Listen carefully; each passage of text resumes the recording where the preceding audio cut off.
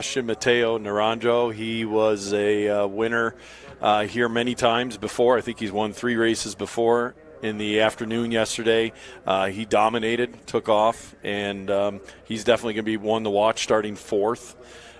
You have some veterans like Scott Rubenzer. Scott's been racing these cars forever. What a veteran, and he's been through it all.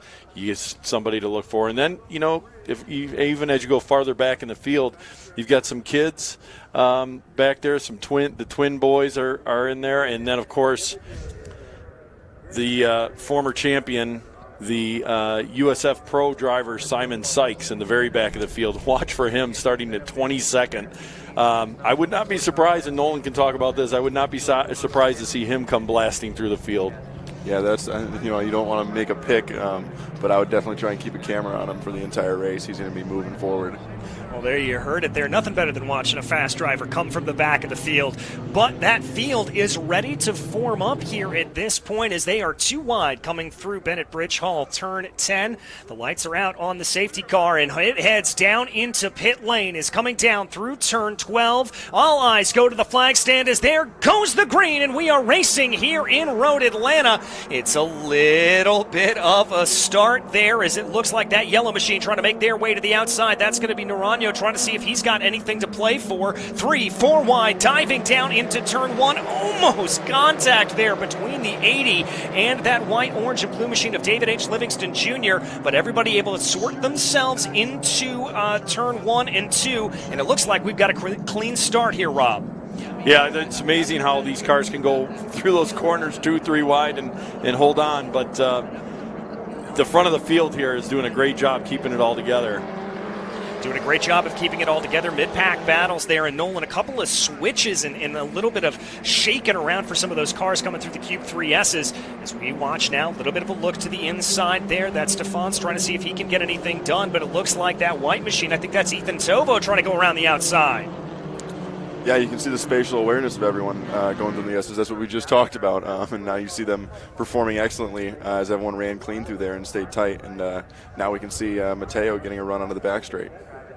Yeah, they're going to be able to get their way as Mateo now getting that good draft here at this point. Going to pull to the outside of what will be Bennett Bridge Hall, turn 10. A little bit of a move there behind as well. I think that's Tovo trying to be able to get a little bit of a run, but they're going to stay together. That blue, white, and orange machine there, I think that's Livingston Jr. again trying to take a little bit of a look. Great dive to the inside. That's Kearse making a very, very good run, and that is exactly what you want to see coming down through that area, but now single file again as they sort themselves out, and a little bit of back and forth there for Mateo and Rob.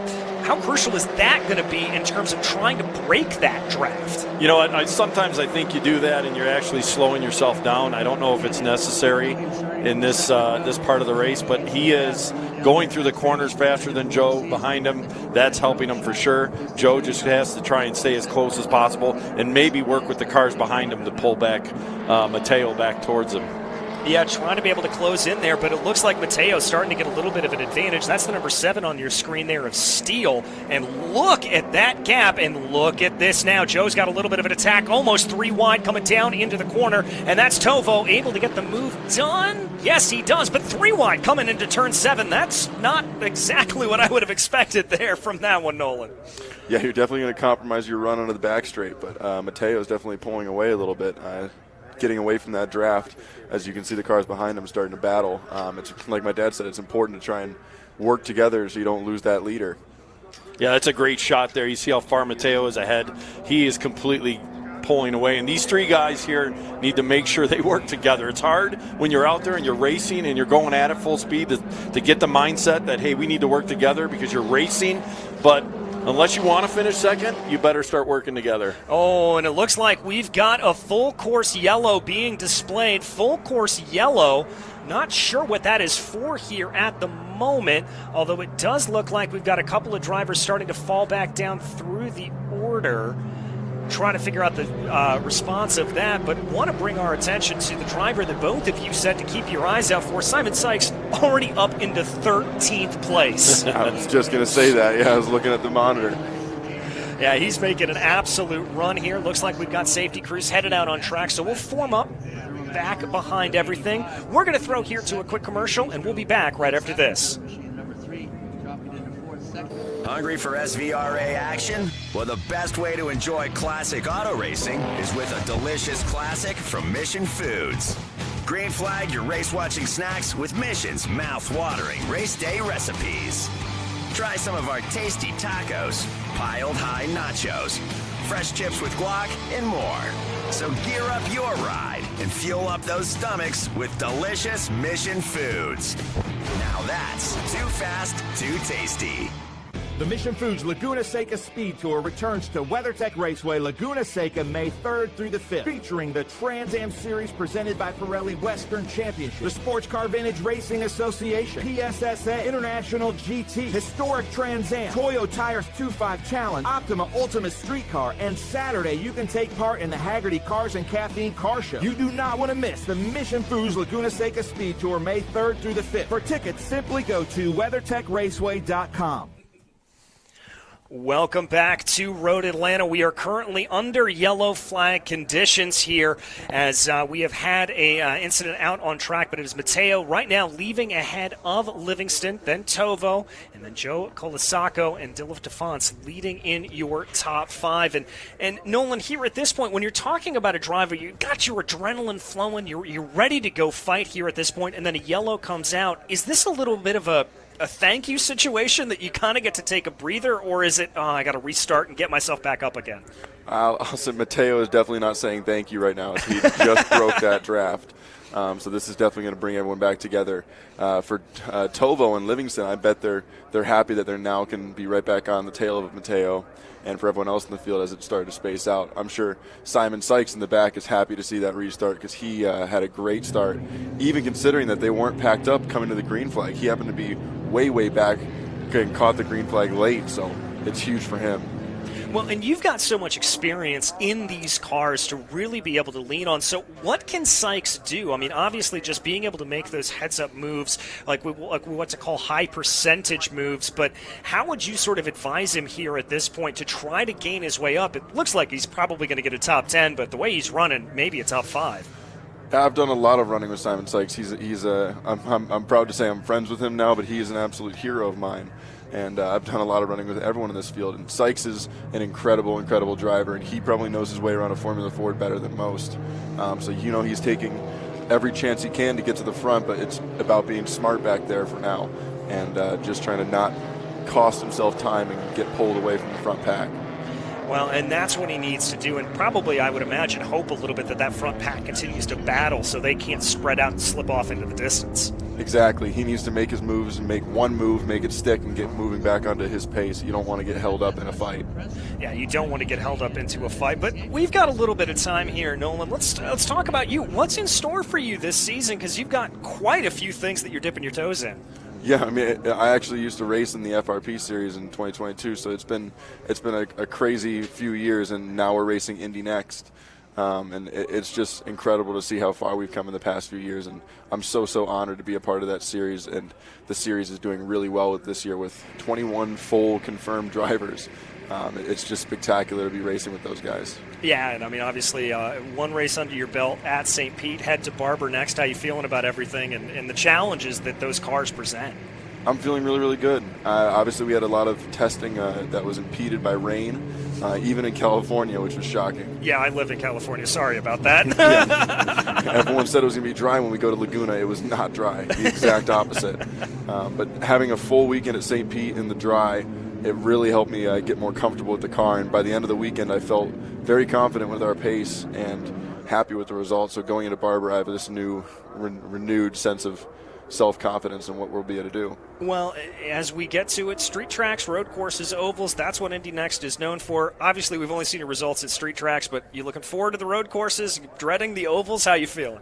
Well, I've never done an oval before, but like I said, I did FRP in 2022 in these cars, and we raced at Barber, so I've been there before, and it is a spectacular track and one that I truly love. So I'm excited to get back there and take the Indy Next car on a track that I've actually been to before. Yeah, it's going to be a big big boon there for you, I've got to imagine. Lights still on the safety car here at this point. We'll have one more lap of running. So explain to some of the folks, because I'm sure they understand and have seen a lot of the Indy cars and the Indy Next, but how much is there of a difference in driving one of these F1600s with no downforce on it? How does that change your driving style?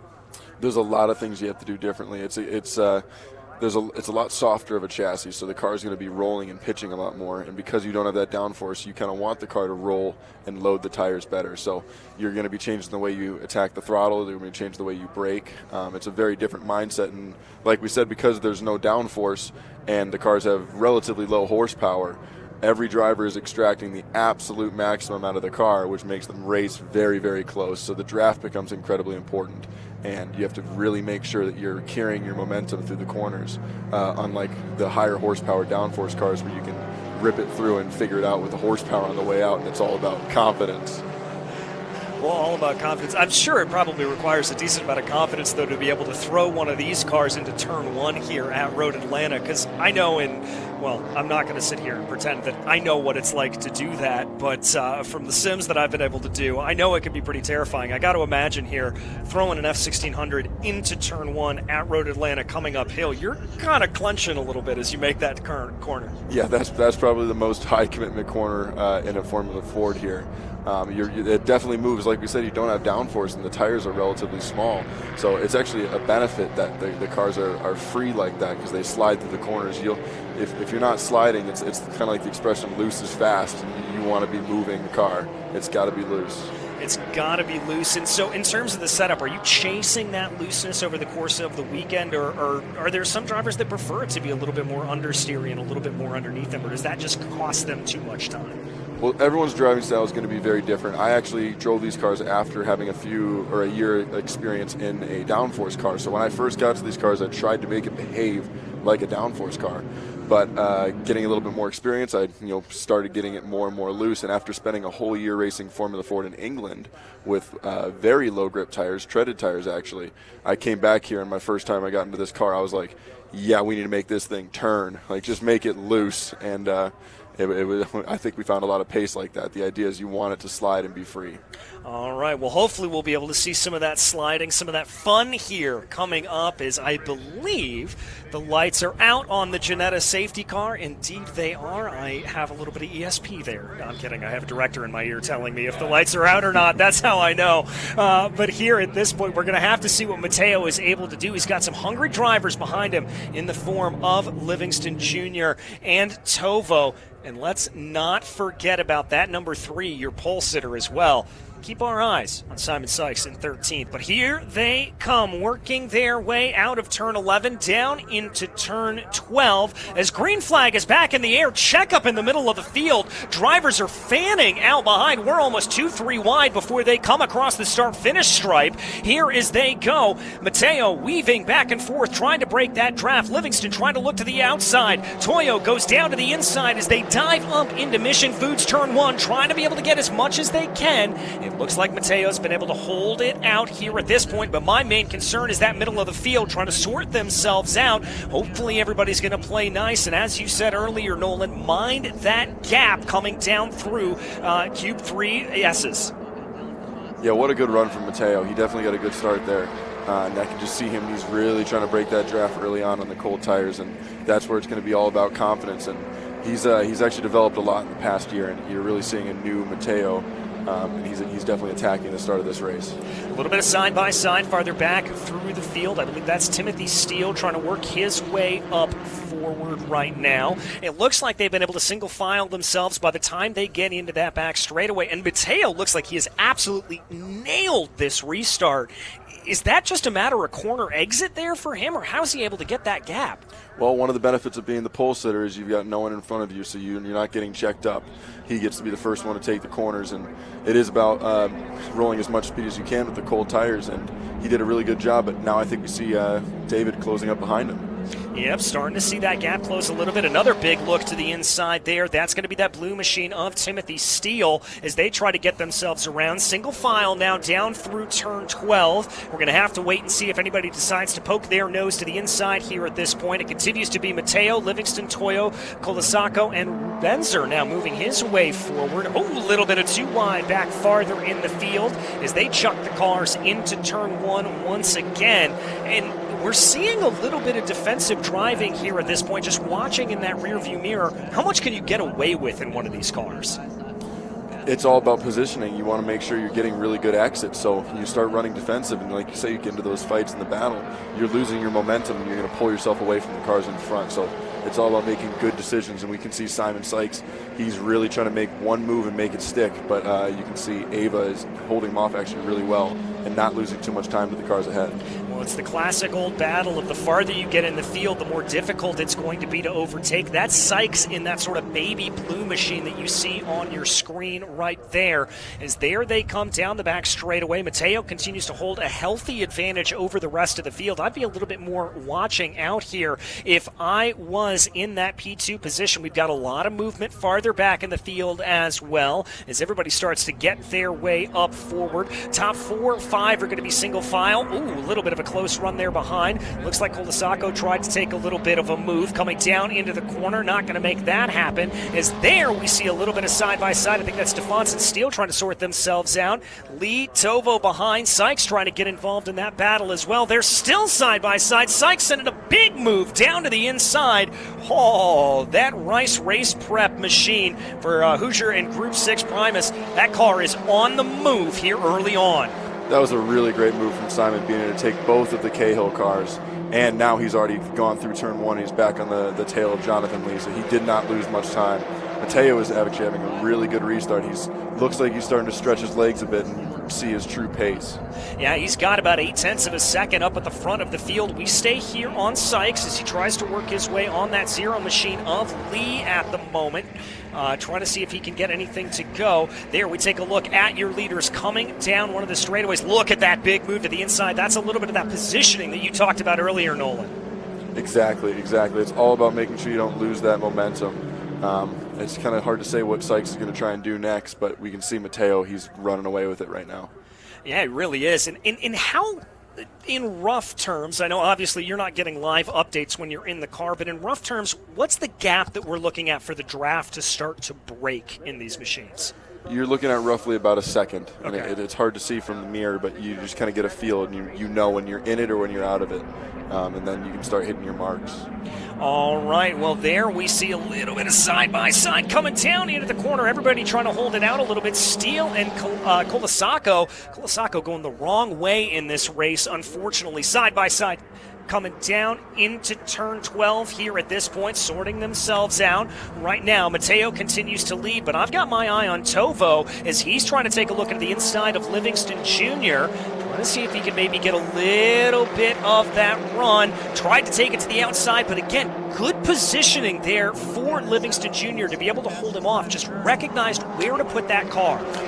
Yeah, David Livingston is a veteran, and what's interesting here is he's going up against a 13-year-old in this battle. Like, David's raced cars longer than the kid behind him's been alive. So this is very, very interesting to see. But look at Ethan. Ethan's making a move here. Oh, no, David shut the door. This is going to be tough for David to have that mindset to let Ethan get in front of him, but he probably should if they want any chance of catching Sebastian. And then there, of course, Simon Sykes is just flying through the field. Yes, Simon Sykes has the fastest lap right now, and he's doing this going through traffic. You can see Tovo's got a pretty good time, and David as well. And actually, Mateo didn't gain much on that last lap. It looks like he might just be kind of maintaining that gap and staying out of the draft. But Simon is absolutely flying, roughly 8 tenths ahead of the leader on that last lap. Yeah, I mean, he is absolutely putting it in here at this point. But we've got a battle now for P2. Here they come. Livingston, Tovo, and Rubesner trying to sort themselves out down into the corner. Is it going to be youth or is it going to be experience that wins the day in that fight? Only time will tell. I'll tell you what, Sebastian Mateo looking like he is absolutely running away with it here at this point. Livingston, Tovo, Rubesner trying to get his way in there. And welcome to the party, Simon Sykes. My goodness gracious. 22nd to 5th. I think Simon's got a little bit of talent in him. Yeah, I mean, I hate to say I called it, but here he is. But that was a very big lap for Mateo, being able to pull 5/10 of the car behind him. His goal right now needs to be to hit his mark, not make any mistakes, and he needs to stay out of that draft, because once Simon inevitably gets through these guys, as we're seeing, his pace is so strong right now, he's not going to be able to catch Mateo if he can't get in the draft. And David's doing a really good job to pull away as well, too. Yeah, he certainly is. Steele also trying to make a move there on the back of Colasacco. Here comes Sykes. This seems to be the area that he is most strong. I've seen him a couple of times coming out of turn 5, really pushing that car to the outside.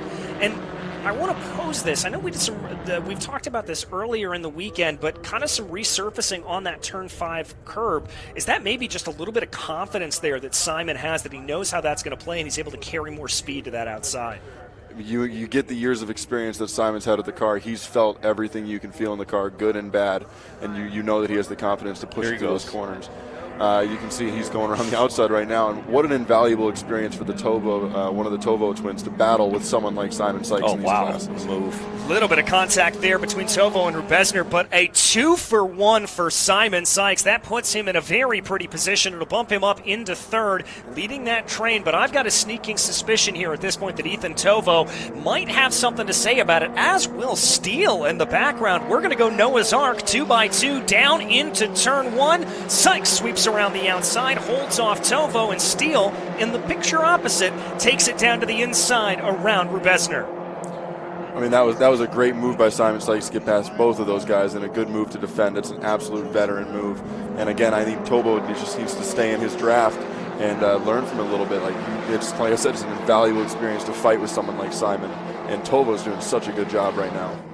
Yeah, doing an absolutely incredible job, and this is exactly what Mateo wanted to see. But here comes Steele, trying to make that move around to the inside of turn 6. He's going to try to do it, but again, good momentum carried there for Tovo. And is that really as a result of that banking? Yeah, you know what happened there, Ethan. I think this is the inexperience that showed there. He actually, to defend behind himself, he came out of Simon Sykes' draft there, and you noticed that all of a sudden he dropped back behind Simon because he's starting to think about the guy behind him. You can't do that here. You got to stay in the draft.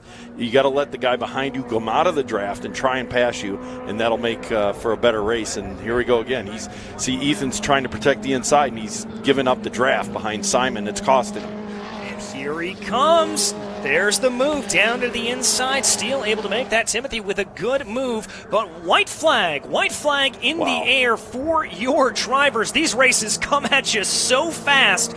And now my big question here is, how much can Simon Sykes make up on this last lap? But Colasacco, your pole sitter, he's going to be under a little bit of pressure here as well. Battles going on throughout the field. I think that is the question right now. How much can Simon pull out of David? And can we see Mateo run clean through the last lap? We'll have to see here at this point. This is the battle for about 4th, 5th position here at this point. The other, Tovo, who has been shuffled down in the order. Rubesner has been able to get by him as well. Sacco trying to see if he's able to get a little bit of a run here at this point. And don't count out the likes of Lee, DeFonce, and Hansen behind them as well. But here they come. Here's Simon Sykes. He's got that run that we talked about into turn 5. He's going to stay in line. He's clearly setting this up for a run down the back straightaway. Yeah, it's patience. He knows that that's not the place that you want to get him right now as he goes onto the back straight. I'm sure he's thinking about getting a really good run. Knows David in front doesn't have a draft. This will be a great shot here, you'll see. Yep, here he comes. He's going to get that nice pull. Is there we can see Rubensner trying to make the pass there on Steele for 4th position. Oh, it looks like he's almost stalling out a little bit. Yeah, I don't know if he has enough to get him. Yep. Yeah, but look at this. 3 wide behind them. That's going to be Tovo, Colasacco, and Lee trying to sort themselves out. Steele goes, Sykes goes for the move down to the inside. Somehow no contact made. Got him. He got him. There it is. But Sebastian Mateo will take victory here, followed by David H. Livingston and Simon Sykes on an absolutely stellar plus 19 positions on the day. That's how you do a drive here at Road Atlanta. Unbelievable from Simon Sykes. That is just such a veteran race from him. And Mateo for just doing such a good job putting in the clean laps he needed to stay out of any situation that could cost him the win. What a good job from Mateo and Team Pelfrey. Yeah, I mean, it's a great run for them. Like you said, calm, cool, and collected there at the beginning. And a good run from David Livingston as well. He was really able to work his way up from 5th position and get himself into that run. I think Bensner as well is also a good collected drive. We saw a lot of good stuff there, and really with the exception of that one yellow flag that we had, very close but very good action across the field, and that's exactly what you expect here from the F1600 series. Yeah, there's a lot of, that's a nice thing about this sort of racing. You got a kid up front that wins it, and behind him a bunch of veterans, and then a couple 13-year-olds mixed in. It's great racing, and it's fun to watch. All right, well, there we have those results for you. By 2.5 seconds, it was Sebastian Matteo over Simon Sykes. Livingston Jr. rounding out your podium positions. Rubesner and Steele, your pole sitter, Colasacco, falling down through the order. And then you can look on down through that, a very close battle for 7th, 8th, and 9th. Jonathan Lee rounding out your top 10. As there we go. And that is going to wrap up coverage for the F1600 series at this point. But we've got still more racing action for the day. Some SVRA classes, including some fun little prototypes for PSSA getting ready to head out on the track next. My name is DJ Clark. It's been a pleasure to bring you the action alongside Rob and Nolan Aller. And we're going to take a quick break, but we'll be back in just a few minutes.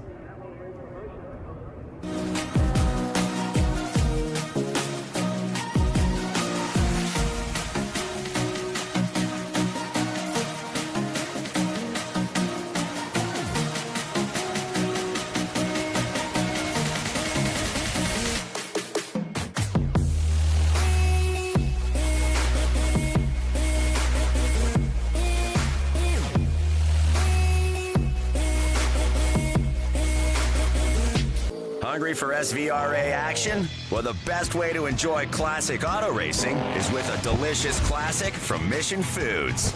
Green flag your race-watching snacks with Mission's mouth-watering race day recipes. Try some of our tasty tacos, piled high nachos, fresh chips with guac, and more. So gear up your ride and fuel up those stomachs with delicious Mission Foods. Now that's too fast, too tasty.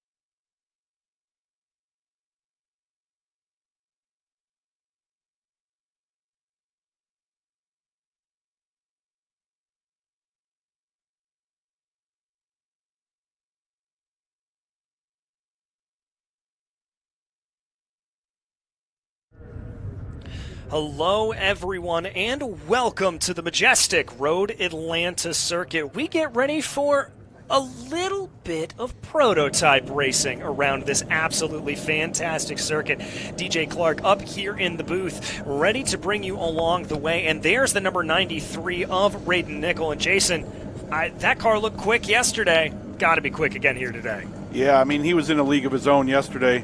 He's a fast driver. I was watching some video after the race at turn 12. Amazing. Sliding through turn 12. That's got to be one of the most terrifying things in the world, to lose the car coming around through turn 12. I know there would be some definite puckerage, I think is the word to be able to use. But here as they go, looking down through the rest of the order, that's the 500 Judd Miller, one of my favorite liveries in the grid. Judd with a really, really distinctive car there, obviously, in that Revolution 500 SC, running the number 500, and you always got to like a car that has a little bit of Star-Spangled Awesome on it. Yeah, we call him Captain America. So, yeah, all these drivers have nicknames, so that's Captain America to everyone in the paddock. Well, there you go. We're going to have to pry you on some of these nicknames if they're safe for TV as this race goes along. But there we take a look over the course of this all. And, you know, we go from racing in the F1600s last time out where it was all about that draft, all about the lack of downforce. Here with these Radicals, with the Revolutions, with the Sebecos, all of these cars, it's a little bit different. You can lean on that car a little bit more. You can trust it a little bit more. Yeah, absolutely. Using that downforce, use the tires in the slow corners, but in the fast corners, let the downforce hold the car down and just commit. Yeah, I mean, you just got to commit, and you've got to have faith in the car. That's really and truly the truth. But Captain America would be proud there as we see the flag waving on pit exit. As Captain America goes by the flag here at this point, drivers working their way out and on through. Now, it is going to be interesting. I'm particularly curious to see what the likes here of Jim Downing are going to be able to do. That Kudzu yesterday looked like they had a little bit of an issue, a little bit of a spin. Yeah. Going to be starting down in 17th. I think that's going to be a car on the move. Yeah, for sure. He was definitely moving up the order until he had a mechanical yesterday. Had a crazy restart there where he came down the hill and jumped the green a little bit, but he's ready to go. Yeah, ready to go, as are we. Here at this point, drivers working their way along through the Cube 3S's. Going to be trying to get themselves around, get a little bit of warming in the tires here, I've got to imagine, because, well, I am a thin-skinned Southern Californian. I will admit it. That is where I have lived for 10 years. It's chilly. I'm sure there are some that will disagree with me, but I'm in a little bit of a sweater when I'm walking around outside, and that's exactly the kind of weaving I would expect. They got to get some heat in these tires because it's not great. They absolutely do, and these Hankooks, they don't warm up the fastest, so they're all on the Hankook C52 tires, and they got to get some heat, use the brakes to generate some heat. That's likely only one pace lap here, and then they're going to be ready to go.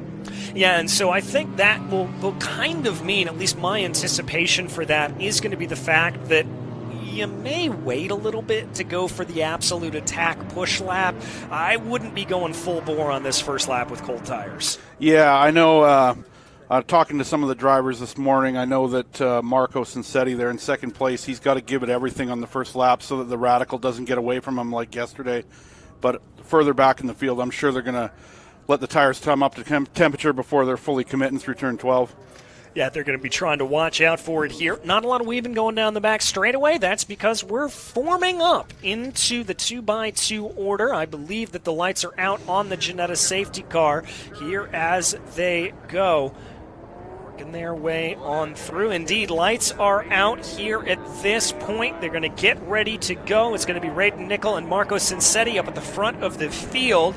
Nolan Aller, who was just up with me in the booth, unfortunately they had a problem with that Panos DP01, not going to be able to head their way out on track. But Nickel, Cincetti, bring the cars out and around. Pace car dives down into pit lane as they work their way through turn 12. All eyes going towards the flag stand here at this point. And there goes the green. We are racing here in Road Atlanta. It is a great getaway. Oh, contact in the back.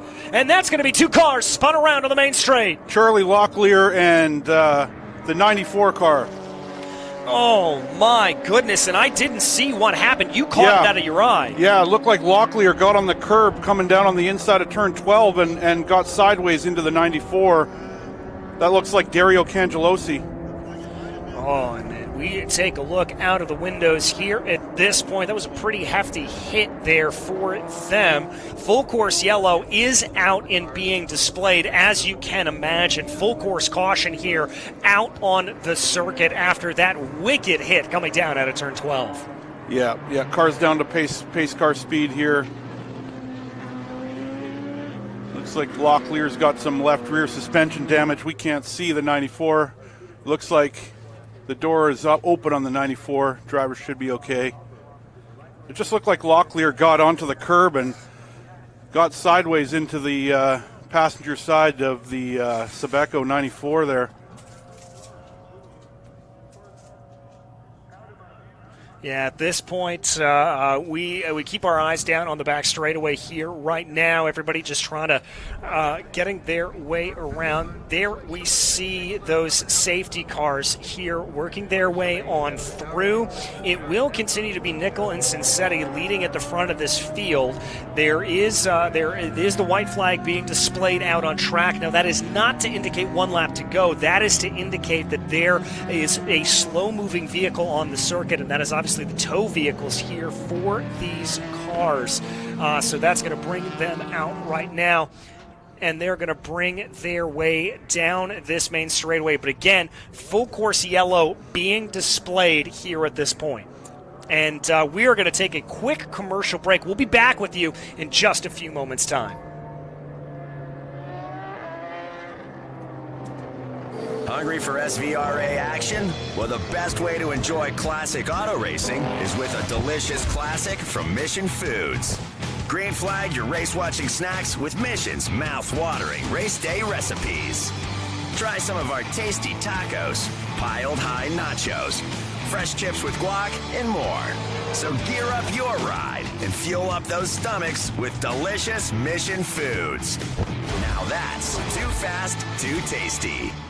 The Mission Foods Laguna Seca Speed Tour returns to WeatherTech Raceway Laguna Seca May 3rd through the 5th, featuring the Trans Am Series presented by Pirelli Western Championship, the Sports Car Vintage Racing Association, PSSA International GT, Historic Trans Am, Toyo Tires 2.5 Challenge, Optima Ultimate Street Car, and Saturday you can take part in the Haggerty Cars and Caffeine Car Show. You do not want to miss the Mission Foods Laguna Seca Speed Tour May 3rd through the 5th. For tickets, simply go to WeatherTechRaceway.com.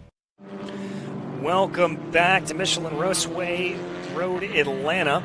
We continue to circulate under safety car conditions here at this point. There they are, working their way down the back straightaway. It is Raiden Nickel leading from Marco Cincetti, Judd Miller in that beautiful number 500 machine, Mucha in fourth, and then Zach Mosley in fifth. If you're just joining us, had a big coming together going down into the opening lap here at this point, and two drivers involved here. DJ Clark up in the booth alongside Jason Miller as we continue to circulate under those yellow flag conditions. Yeah, so these guys now, they're just going to be focused on trying to keep their cool, get some heat in the tire. You see Marco there weaving back and forth to keep temperature in these Hankook tires, hoping we go back to green soon. Yeah, hoping we go back here at this point, and I can report that I do see both drivers up and out of the car walking on their own 2 feet. So that is great news, as that was a pretty nasty lick. I mean, thank goodness they weren't at full speed, that they were taking off here at this point, but definitely some damage sustained to those cars. So very happy to see both drivers able to get up and walk away. Yeah, absolutely. These cars are built with safety in mind. The Revolutions and the Sabecos both have carbon pieces in them. Revolution's a full carbon tub, so FIA certified. Safety's number one for these guys. Looks like Jasek moved up a little bit on that first lap behind the 500 of Judd Miller in that Cadillac DPI. Yeah, not surprised there with that DPI. I mean, we've talked about it before. That is certainly a car here at this point that is familiar. to this circuit. That Cadillac DPI has run here many, many a time.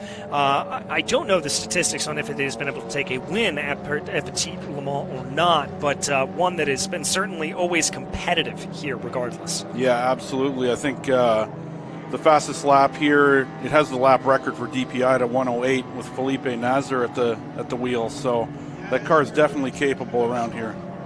Yeah, it's certainly capable, and we anticipate the return of, let's call it DPI 2.0. Is that what we're able to call it? The GTP class coming back with IMSA in October for Petit Le Mans, where you get to see more of these incredible cars like that race in the PSSA head their way out onto the circuit.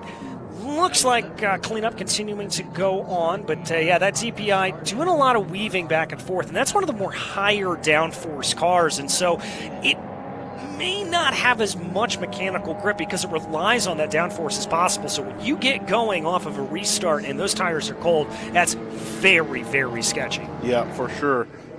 And that's the great thing about the PSSA is giving a place for cars that are retired out of IMSA and other series to come race alongside all these new sports racers and smaller prototypes like the Radicals, Revolutions, and Sabecos, but having these Oricas and the Audis sometimes come out and run with us. It's a great mix, and these guys like to have somewhere to race. Yeah, I mean, it's you never want to see race cars like this go to waste. They are so more beautiful. They are such beautiful machines, and you want to see them go. And good news here for our race fans, one more lap, and we will return to green flag conditions. That is what we are being told by race control here at this point. And with that, want to give massive credit to the safety crews here at Road Atlanta. That was a pretty hefty lick, and for it to be able to be cleaned up this quickly is no easy feat. Yeah, absolutely. These tracks have top-notch safety teams, and you need that along with the corner workers to alert the drivers, and our new Flagtronic system that some of the drivers are running to alert them in the car, keep them apprised of what's going on. Yeah, and that new system here being put across the board and Flagtronic really being a great way to keep those drivers informed. Basically, for those that don't know, it is, in layman's terms, a system that shows you what flag is being displayed up on your dashboard, so you never have a moment where you're coming into a corner and miss the fact that you're under yellow. Yeah, for sure. Technology at its finest. Exactly. There is no better technology than technology that keeps us, and more importantly, keeps drivers safe. That is the always kind of stuff that you want to see. There is the number 95 machine that we keep an eye on here at this point. That, of course, being driven by Zach Mosley, that Revolution A1 500 SC, a little black, white, and blue machine. Very, very pretty livery, and Mosley currently running in 5th place right now. Yeah, and it looks like Nathan Bird's out in a different car than he was yesterday. He's in that red Formula car there. So he's right behind the pace car, and he's ahead of Raiden Nichols. So we'll see how that goes on the restart. But, we're starting, should have less than one lap before we go back to green. Yeah, that's what we were being told by race control, is that we would be going back to green flag conditions after this. Oh, love that view that you can see there, physically actually seeing the drivers working the wheel back and forth as they come down the straightaway, just trying to put as much momentum into those tires, build as much energy as possible. Yeah, and as these tires cool down, they'll pick up the rubber that other series have laid down. So until they scrub those back and forth to get that clag, we call it, off the tires. So they've got some fresh rubber to go back to green here. Yeah, and they'll be able to do that. And when we talk about that weaving back and forth, 9 times out of 10, that's actually what they're doing. A lot of folks think that weaving is really to bring the tires up to temperature. Yes, that helps, but you almost do that more by accelerating and braking more than anything else. Yeah, absolutely. Yeah, some of these guys will be holding the brake pedal a little bit as they're going down the straight. Accelerate, brake hard, not too hard so you don't lock up, but the best way to get the tires up to temperature is through the wheels, through the brakes.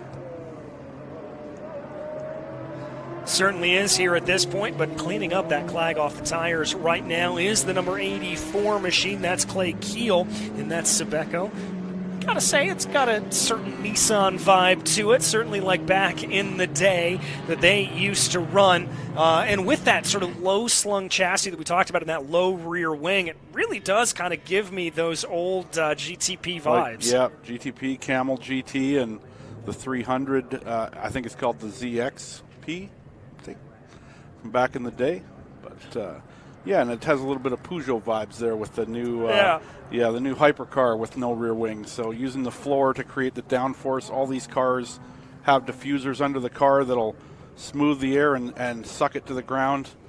We were talking about it last night. Some of these cars are able to drive technically upside down, the amount of downforce that they make. And it looks like they got Bird moved out of the way there. He got up the wave around. So this is one thing we worked on overnight, was to make sure that we didn't have any lap traffic in front of the leader as we go back to green here. So Bird's going to get the wave around, and Raiden Nickel will be directly behind the pace car. All right, so here we go. Raiden Nickel and Marco Cincetti. That's going to be the battle up at the front of the field. Cincetti right behind Nickel. He does not want to let him get away. Well, what does Judd Miller have to say about it? Green flag in the air. We are back to racing conditions here at Road Atlanta. It's a huge jump for Raiden Nickel up at the front of the field. He is absolutely going to get a blitz on it. Jacek Mucha, though, in that Cadillac DPI, trying to make a little bit of a look. Russell and Mosley taking opposite lines down into turn one. Looks like it's going to work out a little bit better there for Mosley. Yep, looks like Mosley's catching up to Mucha here. Starting to catch up a little bit. There's one of the few open wheel variants. That's a Ligier Formula 4 machine, currently driven by Javier Das. Javier doing a good job to be able to keep up to the back there of Ben Cooper. 97 brings its way around as well, that being Russell Allen in that Sebeco NPO1 machine. He's going to bring his way down through the corner right now, through Customers Bank, turn 6, getting his way back around here, and they get their way onto the back straightaway. Raiden Nickel continues to lead, but it's going to be a big run here for all these drivers in the draft. Yep, we're looking at, what are we looking at there? We got one car moving up fast. I don't know if Russell Allen might have had a mechanical, but Raiden Nickel comes through start-finish here. Got a bit of a lead. Cincetti and then Miller. And that unmistakable growl of Jacek Mucha coming across the line as well. Also looking a little bit farther back, that was Gary Gray that you just saw come on through. Gary Gray running up in 11th place in that Radical SR8. Always love to see a good Radical make their way on through the field. Right now is there. The 4.56 brings its way on through. That's Harry Colson running in 13th place. Another one of those Sebecos in the NPO1. Yeah, Sebecos, 3 different configurations here running this weekend. We've got the 2-liter Mazda engine spec class in PS3. Then we've got the Evo car, which also runs in PS3, detuned a little bit. And then we've got the new SPX car, which Ben Cooper, one of the owners of Sebeco, is running this weekend in PS2.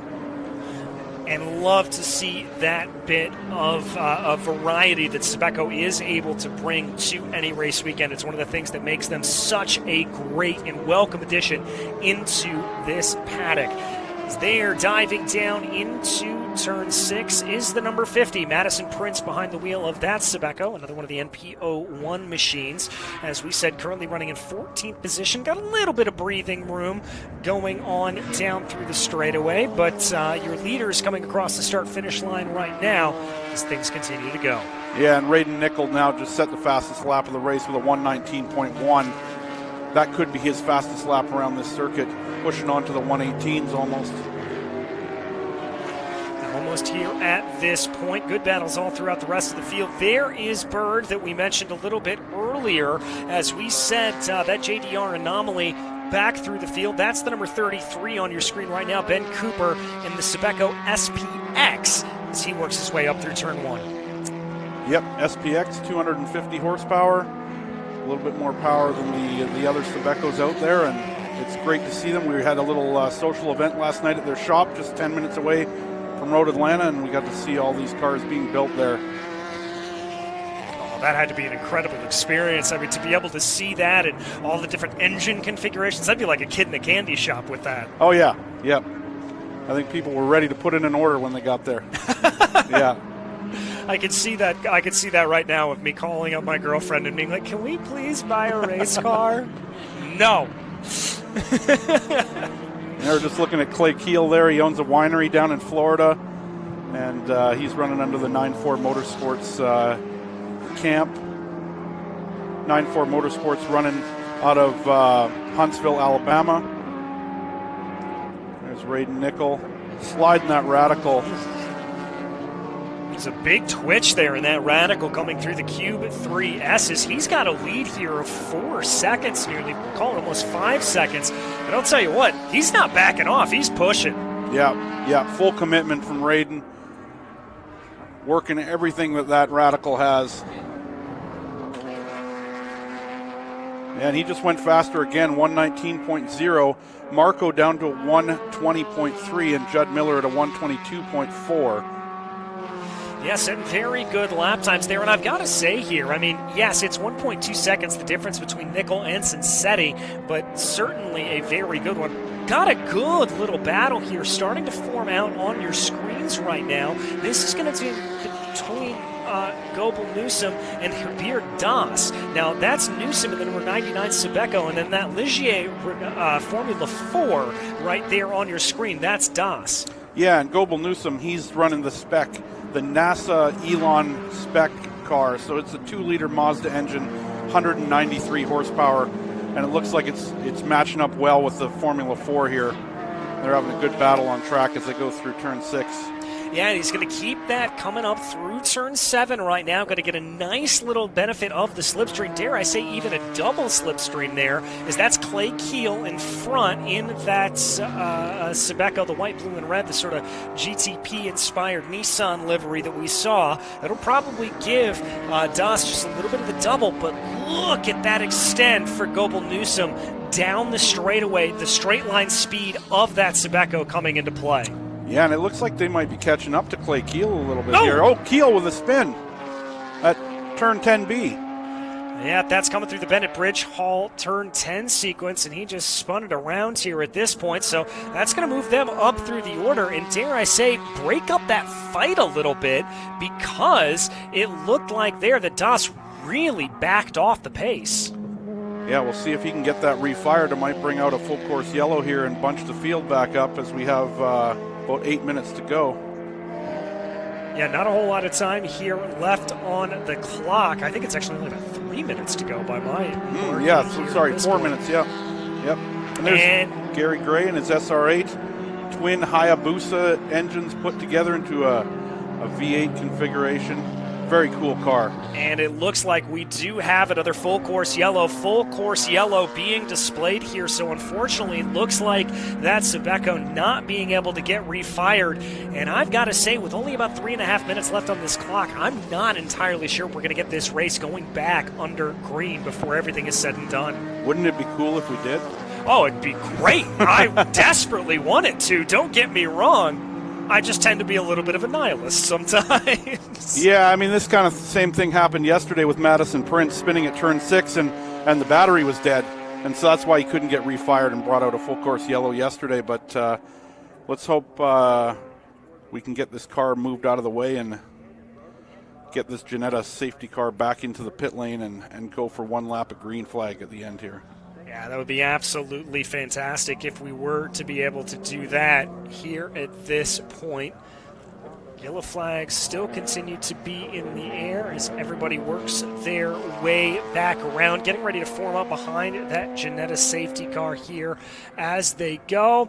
And checkered flag is being displayed here at this point. We are going to get the checker. I see it in the flagman's hand as they come on through. So unfortunately, the optimism doesn't come through. We're going to finish this race under yellow. Still a lot of good battles out there on track, and Raiden Nickel still unstoppable in the Radical. He just pulled away and maintained that battle and just lap after lap 119s. So Yeah, I mean, just an absolutely remarkable run for Raiden Nickel, taking victory yesterday, looking almost assuredly that he will take victory here today as the checkered flag does indeed fly for Raiden Nickel. Marco Cincetti will come across the line in P2, and then as I learned, it was Captain America that will take P3. That's Judd Miller in the number 500 Revolution 500 SC. Yep, and then further down the order, you got Jacek Muka in the Cadillac DPI, Zach Mosley in the Revolution 500, and then Mark Rusty Russell in the Classic Car Manhattan Revolution, Ben Cooper in the Sebeco SPX, and it looks like Russell Allen is going to take his first win in the PS3 class.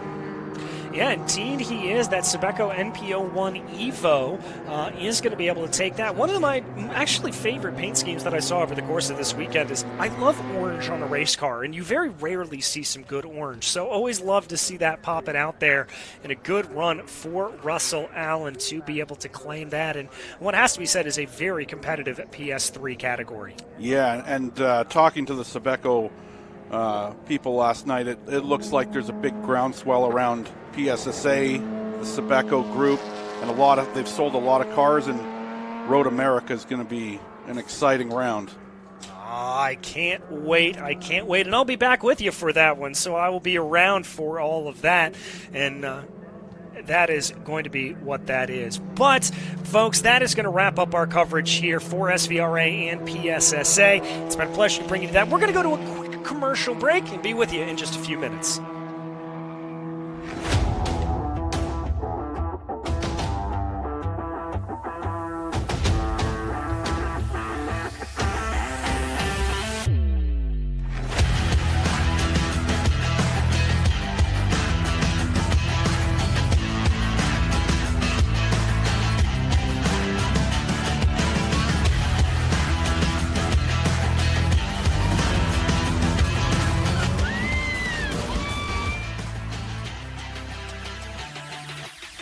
Okay, so pretend this is your race car. It's on the trailer, and you have an accident.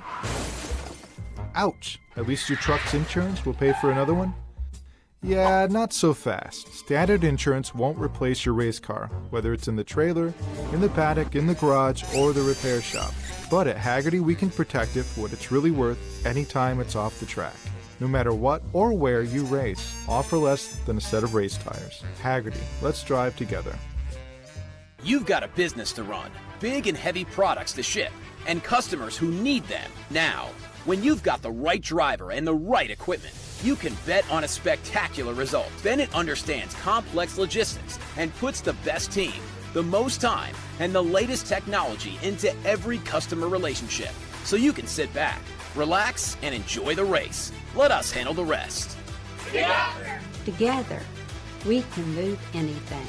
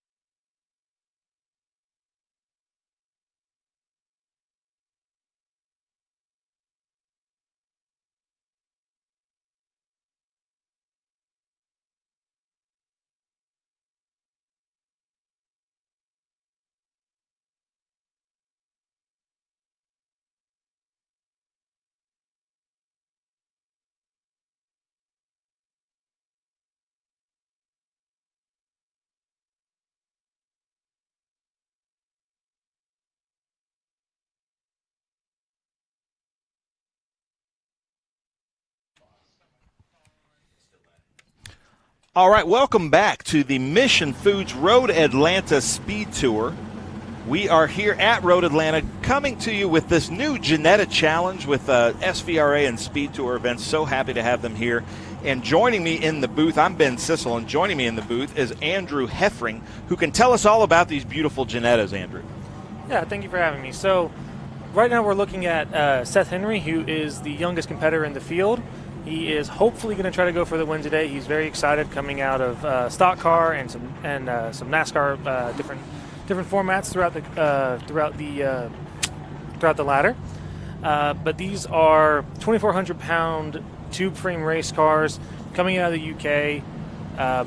Very nimble, not a lot of straight line speed, but have got a lot of grip. Especially on these new Pirelli tires, and it is incredible the amount of G-forces you get, especially from a GT car.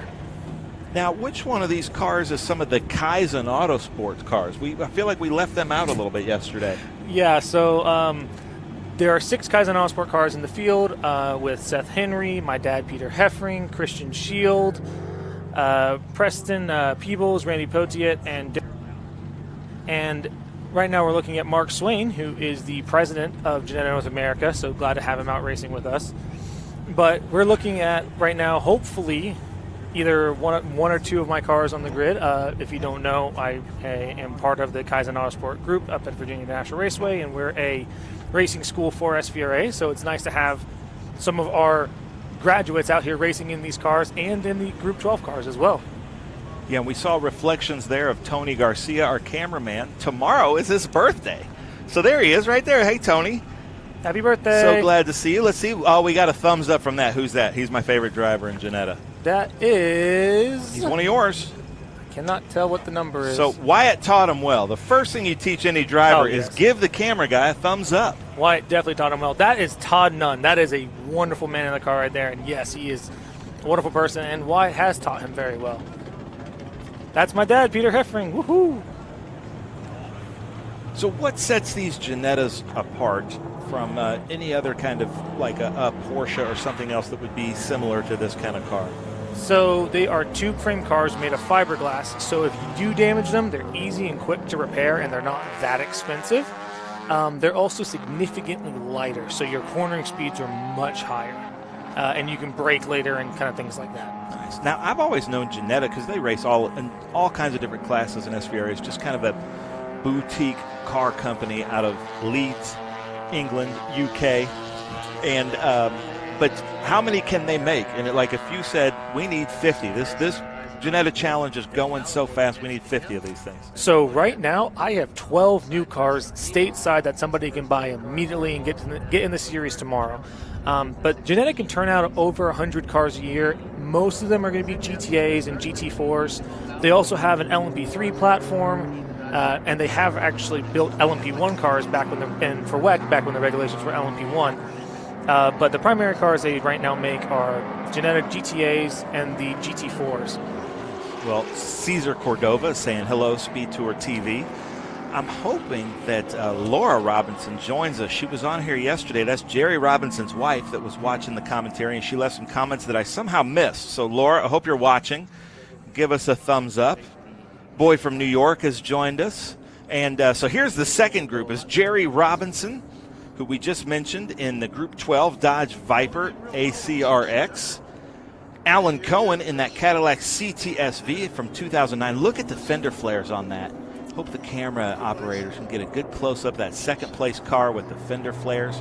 He is from, he had that car actually in Mooresville to get those fender flares put on. We don't have John Strauss, but Tim Bowder in a 2017 Mustang, Victor Corda, Chris Boutillier in a Ford Mustang Boss 302S, James Contardi in a Porsche Carrera Cup, Renee Tursilla in a Ford FP 350S, and Danny Lowry in that beautiful 1965 GT350, who was with us in the Bennett Bridge Hall Classic with the Bennett family of companies. And lights are out, so we're going to do a split start. So I'm going to hand it over to Andrew Heffring to go through the start with the Ginettas. Awesome, yeah. So we're starting off with the finishing order of the first race from yesterday. So we have Jeremy Zumwalt on pole, David Lecco in second, Seth Henry in third, Christian Shield in fourth, Mark Swain in 5th, Todd Nunn in 6th, Peter Heffering in 7th, Darrell Allen in 8th, Randy Potia in 9th, and Preston Peebles in 10th. Now, we're expecting it to be a very tight race within the top 6, 7. Depends on how the start goes. It looks like they're coming down the hill right now, getting ready for green. And Laura Robinson has joined us, so thank you, Laura. But here they come down the hill to the green. You can see the Mission flags there. And there's the green flag. Here they come down into Mission Foods Turn 1 for the Mission Foods Road Atlanta Speed Tour. What a great group of Ginettas there. Andrew, who do you have your money on here going through Turn 1? Looks like Jeremy's going to get ahead, and Dave Lecko's going to come right in behind. It was 4 wide down the front straight. That was incredible. Mark Swain made a great move up into 4th place, and Christian Shield already up to 3rd. What a massive move from him. Up and over the hill they come, a train of Ginettas, and now there is our start. Let's see what we have here. Alan Cohen just behind Jerry Robinson. Jerry Robinson in that beautiful green Viper. Laura Robinson, tell us a fact here on the comments that we don't know about Jerry Robinson that we can share. And there's that blue 67 of Chris Boutier, is how Jonathan would pronounce it, as the Ginettas come into Customers Bank Turn 6. Yeah, it looks like Christian Shields holding off Seth and Mark Swain again. Mark Swain's diving down the inside. Oh, he got him going on down the back straight now. Perfect. Yeah, it's pretty interesting because I think Alan Cohen's going to have a good shot at taking it to Jerry today. He was running really well yesterday, and I think he's even found a little bit more speed from what I've been told. So we'll see how it goes. Yeah, Alan Cohen, I can't remember the name of the energy drink that is his sponsor. Do you know the name of the but it was very good. Yeah, it was something Italian. I've had it, and I honestly do not remember what the name of it is. Good battles here with the Ginetta. There's that number 22 you were talking about, Todd Nunn. Mm-hmm.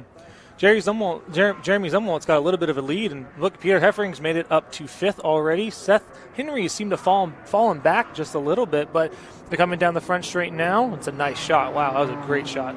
Darrell Allen is right behind Todd Nunn, and looks like they're going to try to pull ahead.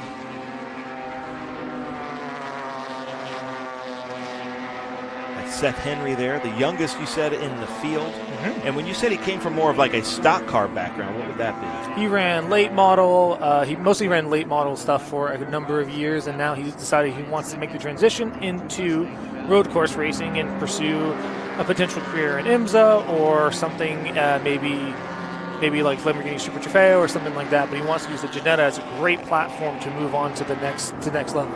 So that's Darrell Allen there coming through the Q3 S's, and this camera angle really makes it look like a big downhill to a big uphill, and it really is. Like I feel like that camera angle there we got there through the S's is really good to kind of show what they're really going through as we see Preston Peebles come through leading over. Is that Poteet? Yeah, and Randy's right behind him. He's definitely going to try to catch him down the back straight here.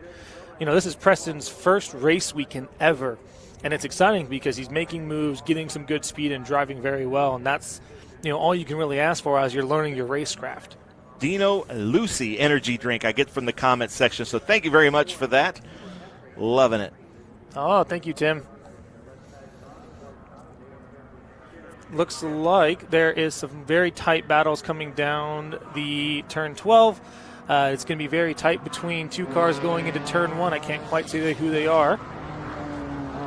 There he is. There's Alan Cohen. Yeah, he's close. In that 2009 Cadillac CT-SV. Jerry Robinson there with Bobby Archer. Jerry Robinson was last year's SVRA Amateur Mechanic of the Year, and always just comes to the track with a very good-looking, well-prepared Dodge Viper.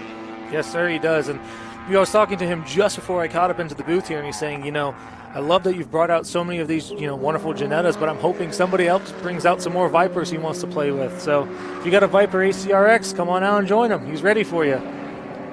Looks like Liddy Weed is saying go to her Uncle Alan. So that's pretty cool. Alan Cohen right there in frame, right on cue in that beautiful Cadillac CT-SV. The other thing I love about Alan, notice his driving gloves. They are the fluorescent yellow, which is what we like. When Jonathan and I are in the booth, it's cool to see the driver's input on the wheel. You see that? So we wish all of our drivers, next time you get driving gloves, make sure that they're very bright so that we can see kind of that driver input that they're putting on the wheel. As now we're back to the leaders here, and that's Zumwalt in the lead of our Ginetta group. Yeah, and honestly, Here comes my dad on Mark Swain around the outside into what looks to be turn 10. Oh, that was a beautiful move. And I'm not just saying that because he's my dad, but it was a really good move. So, but Swain might be coming back at him a little bit. Yeah, I think we'll so. See. It's going to be tight. It's going to be pretty close coming into turn 1. Now Peter's just got to go chase down. Here they come. Peter has to go chase down Christian Shield.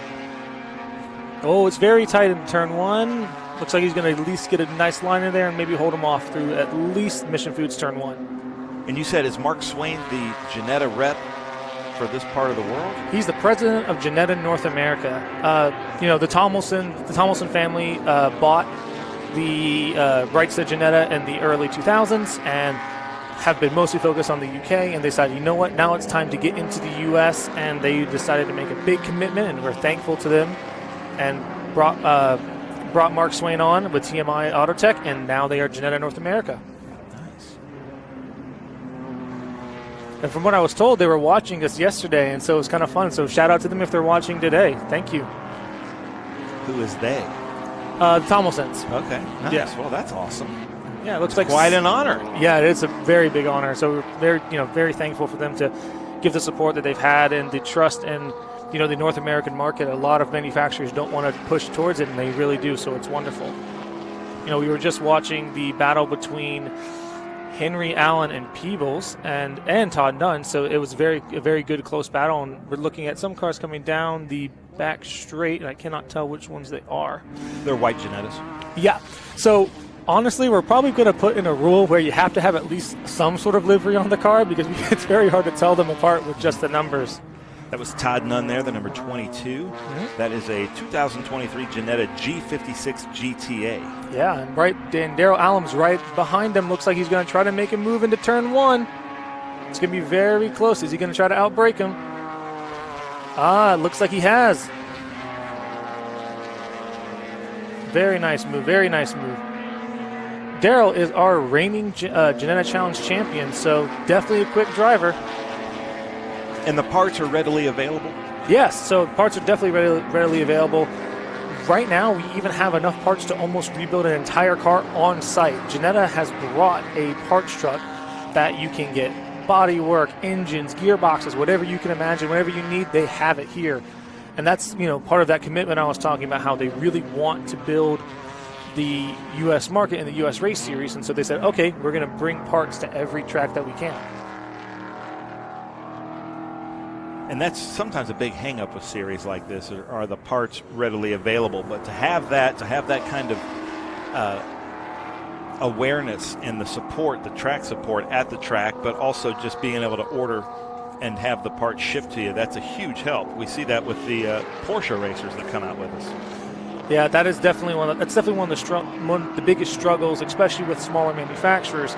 But I found out today that Ginetta is one of the largest composite and fiberglass manufacturers overseas, and it was fascinating. So I now understand why there's such a good parts supply.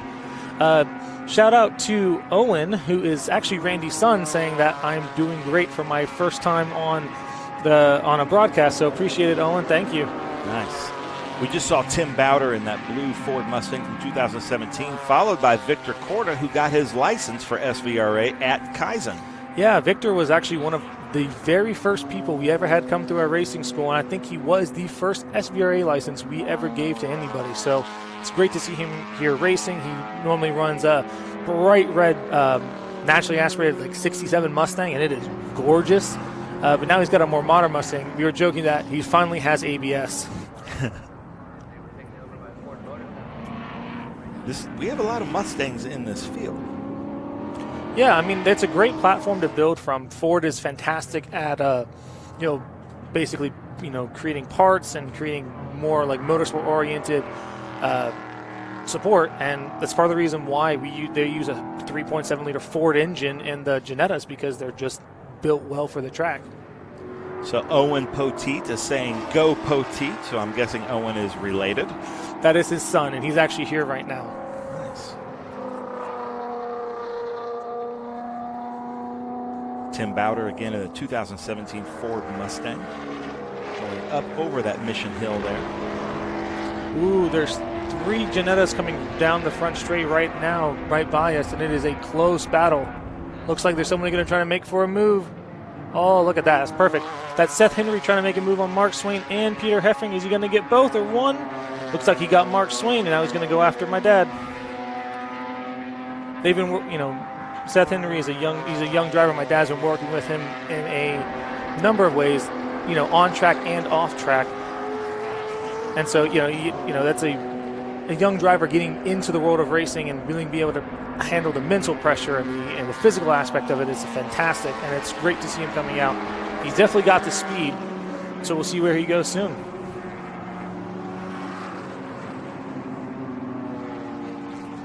Oh, he's getting by into Customer Banks turn 6. That is wow, that was a nice move. Well done, Seth. You started off in third, so I wonder what happened. Somebody spun. Who was that? Was that your dad? That may have been my dad. I'm not 100% sure.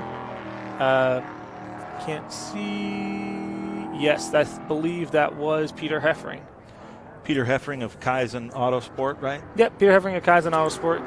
He is the one that started it, 6 years back, and we started off as just a experience company, and then as we started doing it, we ended up building a race school and a rental program, and a lot of people showed interest in it, and so now we are a race team running the Ginettas, running other series, other makes, and it's amazing to see how it's grown from in such a short time. From we were, racing for years, and now we wanted to create our own race team. Looks like Todd Nunn's trying to catch up to Darrell Allen. It's going to be a very close battle. As they come up into Mission Foods Turn 1, which goes straight up the hill. The people that can get Turn 1 right can really make up about 2 to 3/10 of a second on their competitor. Oh, you're just nervous doing it because it is a fast turn, but then right at the exit you start to compress and you get more traction than you're used to. Yeah, and that's very true. We were looking at data, and we have a professional driver named Wyatt Foster, and he ran a very quick lap on the practice day, and we were noticing that he was pulling almost 2 seconds from corner entry just getting up to turn 3 by rolling 4 or 5 miles an hour. Somebody just dipped a wheel coming down the front straight. I think that was Renee. Well, that was James Contardi there in that 1995 Porsche Carrera, followed by Danny Lowry in that Ford GT350 that should be coming into turn 10 soon. Hope we get a shot of Danny Lowry in that Shelby GT350. Just a beautiful car. The white flag is out, ladies and gentlemen, so they are on their last lap with Zumwalt in the lead. Looks like he's leading from start to finish, and Seth Henry is very close to Christian Shield. He came out of nowhere. Maybe he'll get him on one more lap. We'll see. So there is Contardi there, and then there is Danny Lowry. Look at that. That's beautiful. So Contardi is in the Porsche, followed by Danny Lowry in that GT350. Oh, that Porsche is a beautiful car. And there's Jeremy. He's led from start to finish so far. I haven't really seen too much of him. Just kind of been on his own, but he's passing Victor Corda now, which is, they had a nice fun battle yesterday on the last lap as well. So once again, last lap battle.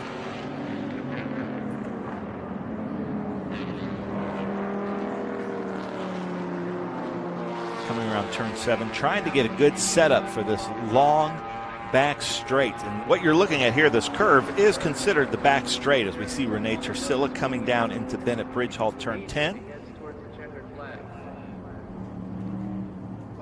It's deceiving, but that is, you're taking that flat out, so they call it the straightaway, but that is turn 9 coming down into Bennett Bridge Hall turn 10. And that's our leader there, the number 21, Jeremy Zumwalt, 2021 Ginetta G56 GTA. As he comes down turn 12, last turn to take that checkered flag. Checkered flag comes out for number 21, Jeremy Zumwalt. Then right behind him, David Lecco, just about, a second and a half behind? Yes, and Seth Henry got him on the last lap as they come across the line. Wow, I did not know where that happened. That's incredible. He fell back to 7th at one point, and now he came back to 3rd. Impressive run from Seth Henry. Christian Shield has come in 4th. Looks like it is Mark Swain in 5th, Darrell Allen in 6th, Todd Nunn in 7th, Preston Peebles in 8th, Jerry Robinson made it all the way up to 9th overall, even with that split start. And then Randy Potier in 9th for the Ginettas, and Peter Heffring in 10th for the Ginettas. That's very impressive from Jerry, because that was a pretty long split start, and he definitely made a great move. All right, well, ladies and gentlemen, that is the Ginetta Challenge and SVRA Group 6, 8, 12. We are going to show some highlights here. Greenlight has put together some great highlights from this race. So we should be starting some highlights pretty soon. Highlights here from the Mission Foods Speed Tour. So great start. Look at this huge field of Ginettas for the Ginetta Challenge. And then there is Renee Tercella right there with we had a great group of Mustangs here, but the Ginetta is just unbelievable to watch the Ginettas line up. Jerry Robinson in that beautiful number 14 Dodge Viper. Then side by side as they come in here through 10A, 10B. A great pass there by the number 77. Then another pass here going into Mission Foods Turn 1. This was a pretty action-packed race for being about 20 minutes of green flag racing. But, man, the Ginettas really putting on a great show here at their first really event with SVRA. Nice job.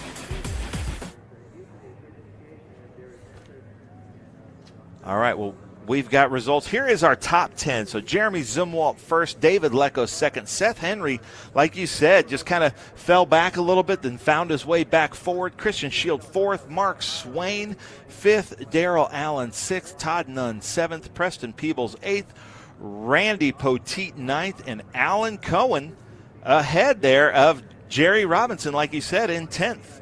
So nice job there.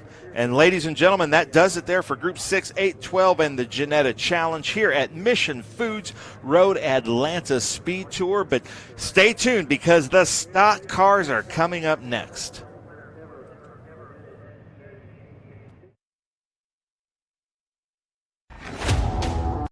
Taking on the challenge, moving ahead. It's about going further, faster. At Customers Bank, we know that great things happen when you combine the best of technology with a deeply human touch. So we offer a wide range of personal, small business, and commercial banking solutions with outstanding personal service, giving you the edge you need to take on tomorrow.